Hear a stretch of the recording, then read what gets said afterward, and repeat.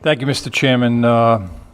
My bill addresses the issues of a word that I didn't know existed prior to the Las Vegas shootings, a bump stock.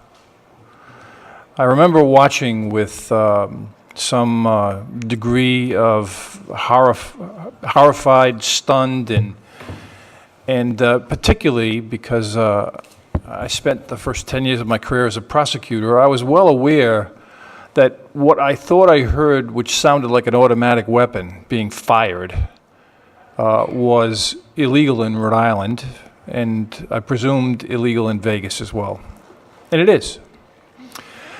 I read the next day in the paper that a device called a bump stock that causes the trigger and the firing mechanism to bounce back and forth without the need of actually pressing the trigger multiple times was a device that could turn a semi-automatic weapon into an automatic weapon.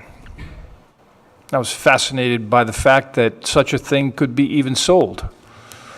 So when I went to work, being someone who's not particularly computer literate, I asked one of the associates that works with me, look that up on the internet, see what you can find. He comes back to me with the website page where I can buy the device for $200.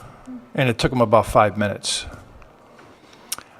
I made up my mind then that if the possession of an automatic weapon is punishable as a felony up to 10 years in Rhode Island, that if a device could cause an automatic, a semi-automatic weapon to be turned into an automatic weapon with no other purpose or meaning for such a device other than to do that very task of turning a semi-automatic into an automatic, then in and of itself, it becomes a matter of illegal to possess it, because it has no other purpose other than to do that. So this bill specifically addresses bump stocks as well as something called a binary trigger, which is means a semi-automatic weapon designed to fire one shot or pull one shot at a time, and there's another device that can be inserted to cause that trigger to not need to be pulled each time. I've discussed this with some NRA representatives.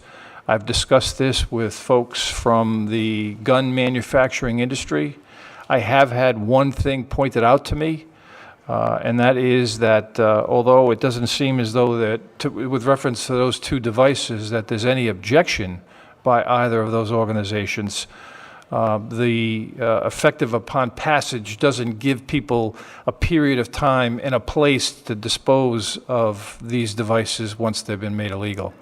So I intend on sub-Aing this bill to provide a reasonable period of time. My first thought was up to 6 months.